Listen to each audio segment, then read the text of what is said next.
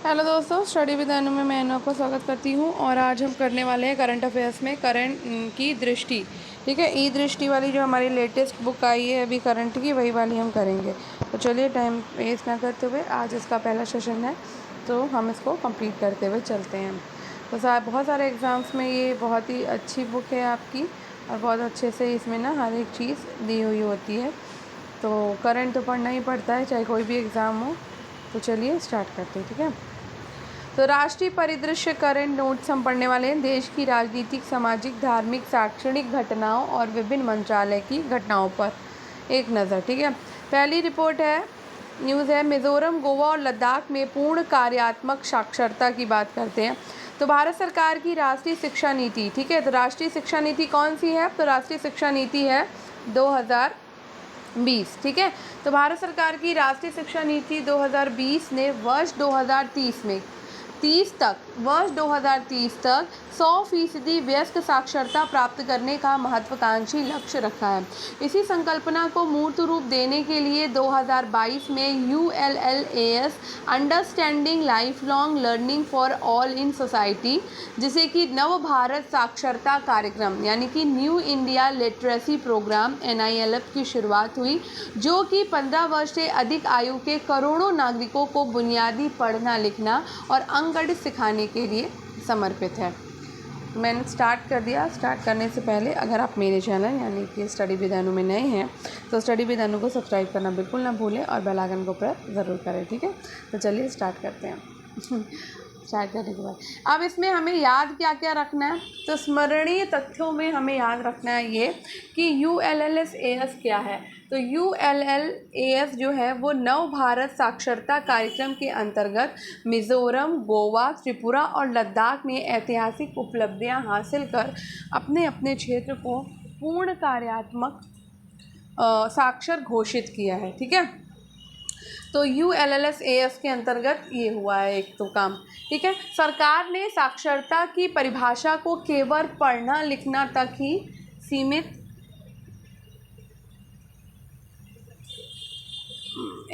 पढ़ना लिखना तक सीमित ना रखकर जीवन कौशल और संख्या ज्ञान तक विस्तृत किया है, जिसे कार्यात्मक साक्षरता की संज्ञा दी गई है।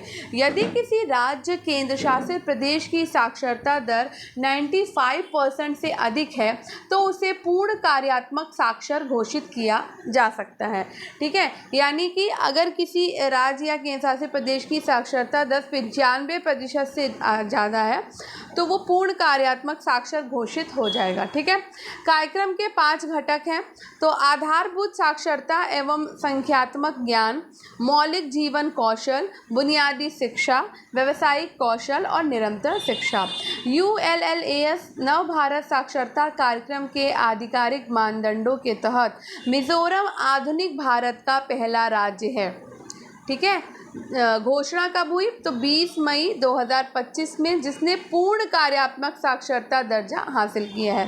ठीक है, तो मिजोरम भाई पहला राज्य बन गया है जिसने पूर्ण कार्यात्मक साक्षरता दर्जा हासिल किया है। ठीक है, कब? 20 मई 2025 को, यानी अभी लेटेस्ट 30 मई 2025 को ULLAS नव भारत साक्षरता कार्यक्रम न्यू इंडिया लिटरेसी प्रोग्राम के अंतर्गत गोवा जो है वो दूसरा राज्य बन गया है, पूर्ण कार्यात्मक साक्षर राज्य घोषित हो गया है। ठीक है, कब? 30 मई को। तो 20 मई को मिजोरम पहला राज्य घोषित हुआ है, पूर्ण कार्यात्मक साक्षरता दर्जा हासिल हुई है, और दूसरा आपका जो है वो गोवा हो गया।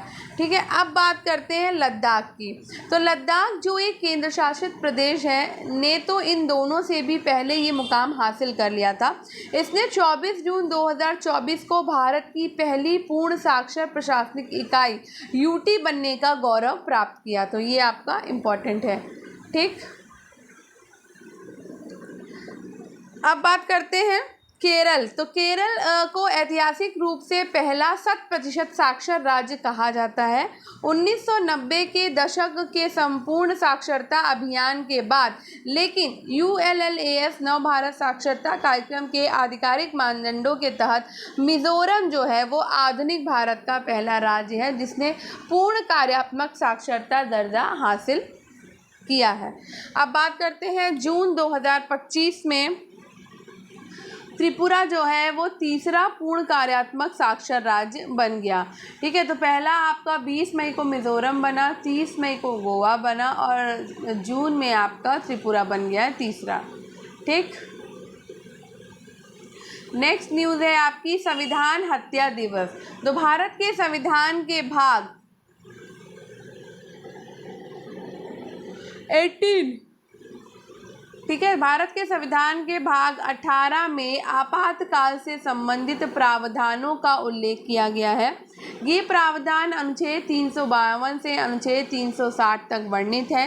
भारत या इसके किसी हिस्से की सुरक्षा को खतरा होने की स्थिति में राष्ट्रपति अनुच्छेद 352 के तहत राष्ट्रीय आपातकाल घोषित कर सकता है। स्वतंत्रता के बाद से अब तक 3 बार देश में राष्ट्रीय आपातकाल की घोषणा की गई है।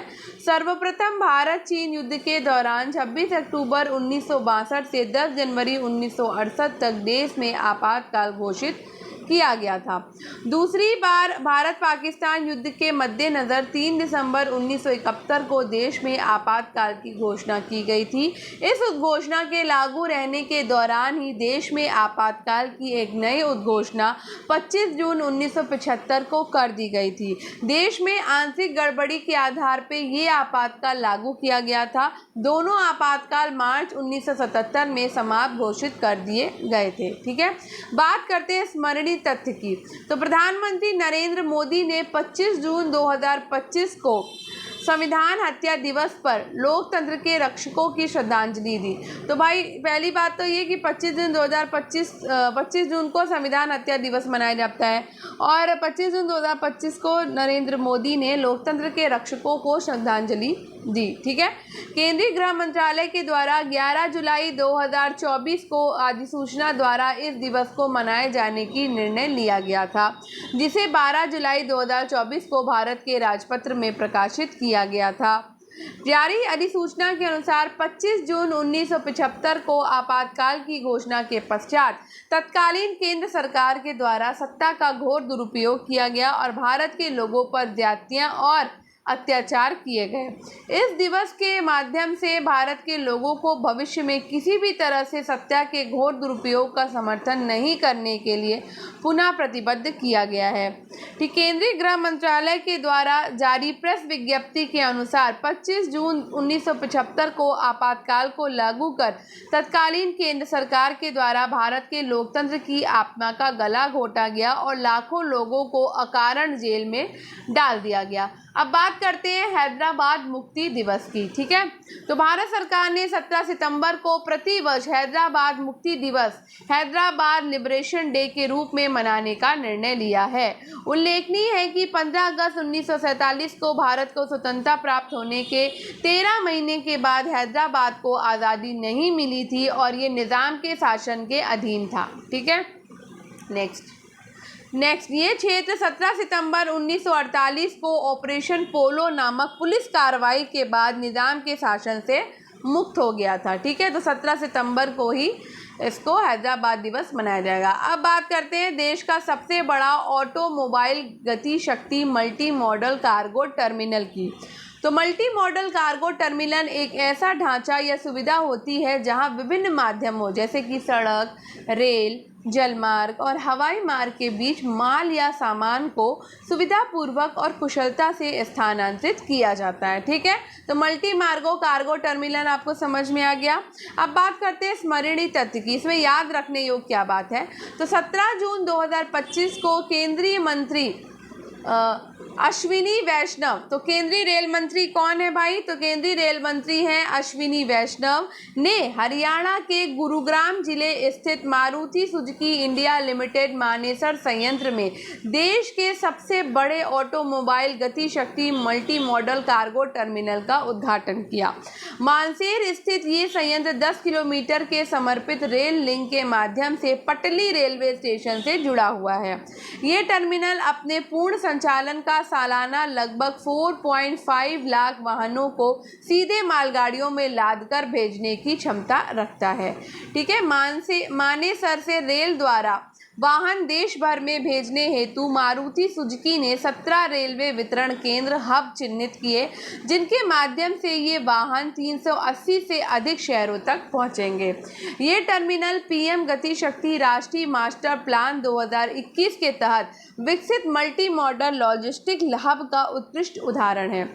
परियोजना के क्रियान्वयन हेतु रेल मंत्रालय, HRIDC, राज्य सरकार एवं मारुति सुजुकी के संयुक्त सहयोग से HORCL नामक संयुक्त उद्यम कंपनी स्थापित की गई।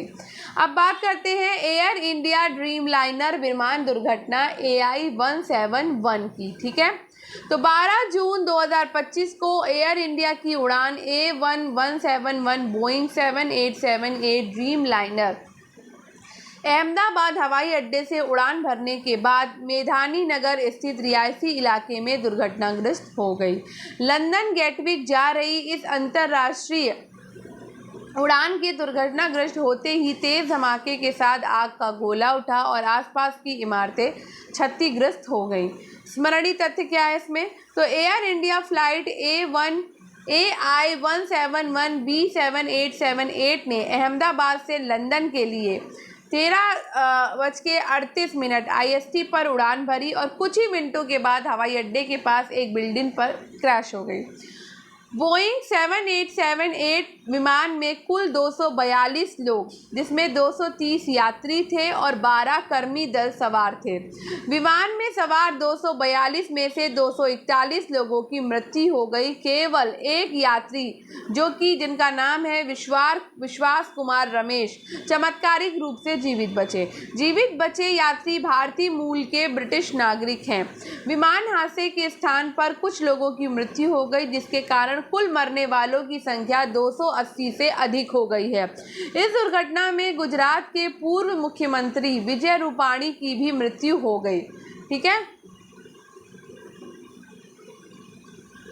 एयर इंडिया ड्रीमलाइनर के विनाश के अवशेष अहमदाबाद के बीजे मेडिकल कॉलेज हॉस्टल की इमारत में जा गिरे। ठीक है, कहाँ पे गिरे?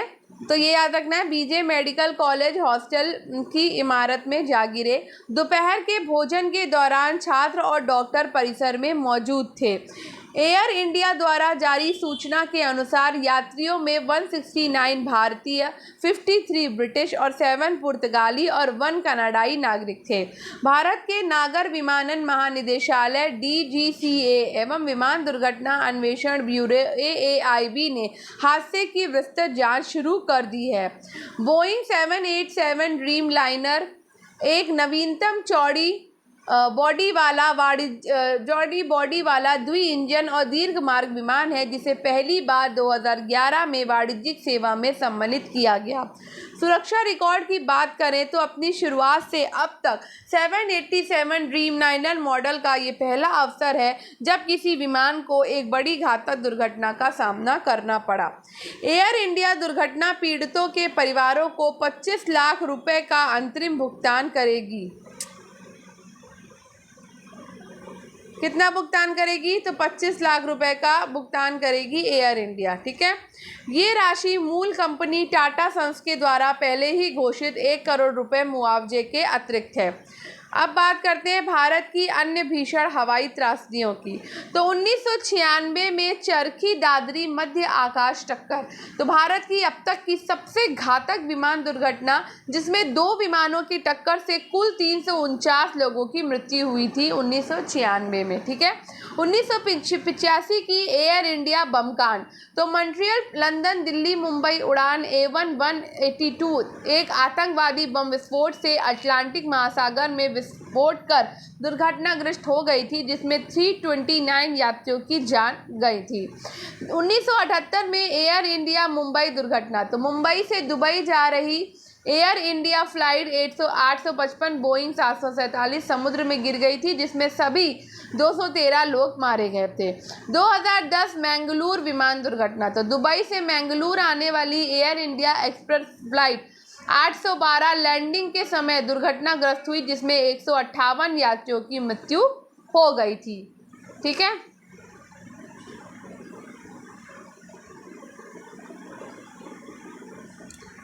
फ्लाइट रिकॉर्डर की बात करें तो ये एक इलेक्ट्रॉनिक रिकॉर्डिंग उपकरण होता है जिसे विमानों में लगाया जाता है, जिससे कि विमान दुर्घटनाओं और घटनाओं की जांच में मदद मिल सके। आमतौर पर इसे ब्लैक बॉक्स कहा जाता है। ये डिवाइस दो प्रकार की होती है, फ्लाइट डाटा रिकॉर्ड और कॉकपिट वॉइस रिकॉर्ड।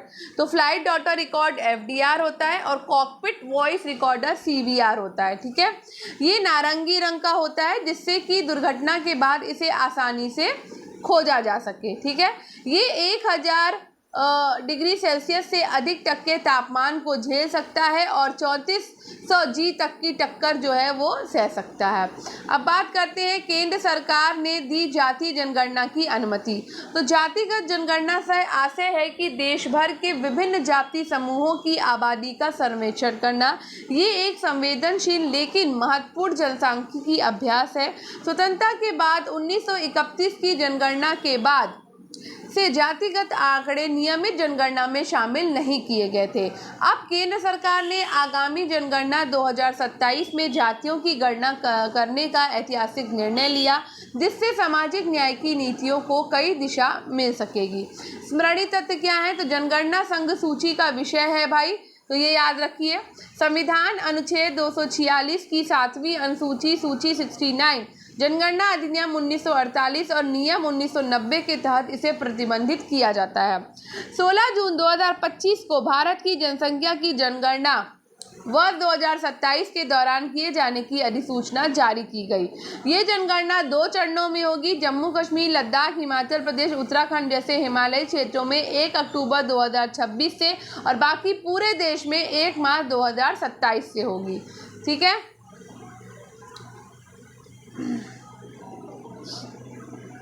अब बात करते हैं चिनाब रेल पुल, विश्व का सर्वाधिक ऊंचा रेलवे आर्च ब्रिज।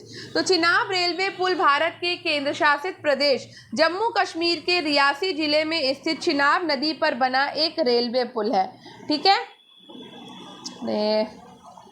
ठीक है, तो जम्मू कश्मीर के रियासी जिले में स्थित चिनाब नदी पर बना एक रेलवे पुल है, चिनाब रेल पुल। ठीक है, ये विश्व का सर्वाधिक ऊंचा रेलवे आर्च ब्रिज है, जिसकी ऊंचाई 359 मीटर नदी तल से है। इस पुल की कुल लंबाई लगभग 1315 मीटर है। ये पुल भारतीय रेलवे की Udhampur Srinagar Baramulla rail link USBRL परियोजना का महत्वपूर्ण भाग है।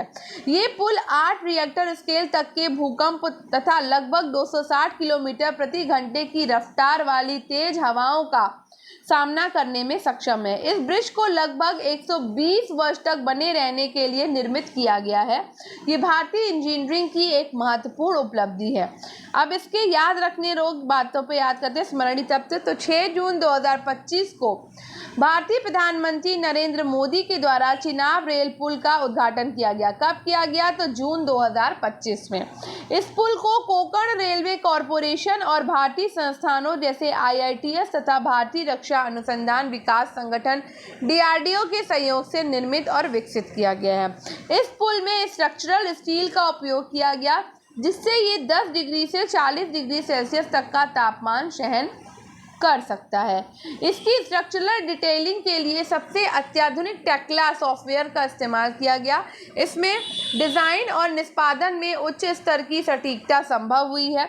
चिनाब रेल पुल को 1486 करोड़ रुपए की परियोजना लागत के साथ निर्मित किया गया। इस परियोजना का उद्देश्य जम्मू कश्मीर क्षेत्र के सामाजिक आर्थिक विकास को बढ़ावा देना तथा रणनीतिक दृष्टि से महत्वपूर्ण कनेक्टिविटी सुनिश्चित करना है। रियासी जिले में बक्कल और कौरी के मध्य बना ये आर्च ब्रिज कटरा से बनिहाल तक के लिए एक महत्वपूर्ण संपर्क बनाता है। चिनाब रेल पुल एफिल टावर से लगभग 35 मीटर अधिक ऊंचा है। वर्ष 2003 में तत्कालीन प्रधानमंत्री अटल बिहारी वाजपेयी की सरकार के द्वारा इस ब्रिज को बनाने की मंजूरी प्रदान की गई थी। ज्ञात है कि इसी दिन प्रधानमंत्री ने भारत के पहले केबल स्टे रेल ब्रिज अंजी ब्रिज का भी उद्घाटन किया। ठीक है, अब बात करते हैं विश्व के अन्य सर्वाधिक ऊंचे रेलवे ब्रिज की। तो दादुहे रेलवे ब्रिज चुआनजांग सिचुआन चीन में है और ऊंचाई है 380 मीटर। ये आर्च ब्रिज नहीं है, ठीक है। बात करते हैं नाजिहे रेलवे ब्रिज की, जो कि गुइझोंग चीन में है, ऊंचाई है 310 मीटर की। जियांगजिए रेलवे ब्रिज भी चीन में है, जिसकी ऊंचाई है 298 मीटर की। बेईपान जियांग रेलवे ब्रिज है किंगलोन, चीन के किंगलोन में स्थित, ऊंचाई है 295 मीटर। अब बात करते हैं घाटमपुर ताप विद्युत परियोजना इकाई 1 की। तो घाटमपुर ताप विद्युत परियोजना उत्तर प्रदेश के कानपुर नगर जिले में स्थापित एक प्रमुख कोयला आधारित सुपर क्रिटिकल बिजली संयंत्र है, ठीक है। ये 1980 मेगावाट क्षमता वाली परियोजना केंद्र सरकार के उद्यम एनएलसी इंडिया लिमिटेड और उत्तर प्रदेश राज्य सरकार के यूपीआरवीयूएनएल के संयुक्त उपक्रम के द्वारा विकसित की गई है। अब याद रखने योग्य बात है कि 30 मई 2025 को भारतीय प्रधानमंत्री नरेंद्र मोदी और उत्तर प्रदेश के कानपुर नगर में स्थित घाटमपुर ताप विद्युत परियोजना की इकाई 1 760 मेगावाट राष्ट्र को समर्पित किया गया। केंद्र सरकार की आर्थिक मामलों की कैबिनेट समिति ने जुलाई 2016 में इस परियोजना को मंजूरी प्रदान की थी। इसे नेवेली उत्तर प्रदेश पावर लिमिटेड नामक संयुक्त उद्यम कंपनी के द्वारा संचालित किया जा रहा है, जिसमें एनएलसी इंडिया की 51% और यूपीआरवीयूएनएल की 49% की भागीदारी है। घाटमपुर परियोजना से उत्पन्न विद्युत के क्रय हेतु राज्य विद्युत निगमों से समझौते किए गए। लगभग 75% बिजली उत्तर प्रदेश को मिलेगी और शेष 25% बिजली जो है वो इसमें असम राज्य को मिलेगी, ठीक है। ताज़ा आधिकारिक अनुमान के अनुसार परियोजना की कुल लागत है 21,780.94 करोड़ रुपए।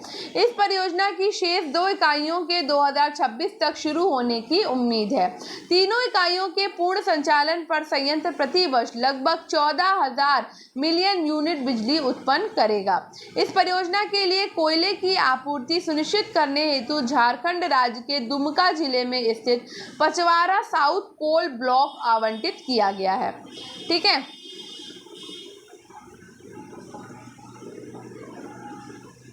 तो अब ये वाली जो न्यूज़ है, लोकमाता देवी अहिल्याबाई महिला सशक्तिकरण महासम्मेलन 2025, ये हम अपने नेक्स्ट वीडियो में करेंगे, ठीक है। तो आज के लिए इतना ही। थोड़ा थोड़ा पढ़ेंगे तो ही समझ में आएगा। अगर एक साथ पढ़ लेंगे ना करंट तो समझ में नहीं आएगा। ऑलरेडी वीडियो हमारा 23-24 मिनट का होने वाला है, ठीक है। तो मैं तो 15 मिनट का ही सोच रही थी, लेकिन थोड़ा सा बड़ा हो गया। तो आई होप आपको ये आज का वीडियो अच्छा लगा होगा। मैं दृष्टि करवा रही हूँ करंट अफेयर्स की, तो मुझे इसका PDF प्रोवाइड हो गया, तो मैंने सोचा कि करा लेती हूँ, मैं भी पढ़ लेती हूँ और आप भी पढ़ लीजिए। तो ये दृष्टि 2025 वाली है। तो आई होप आपको ये वीडियो अच्छा लगा होगा। तो अगर पसंद आया हो तो स्टडी विद एनु के साथ कनेक्टेड रहिए। स्टडी विद एनु को सब्सक्राइब करिए और पढ़ते रहिए, सफलता ज़रूर मिलेगी। ये इसका पहला पार्ट था। अब हम नेक्स्ट पार्ट अगले दिन करेंगे, ठीक है। धन्यवाद, मिलते हैं नेक्स्ट वीडियो में।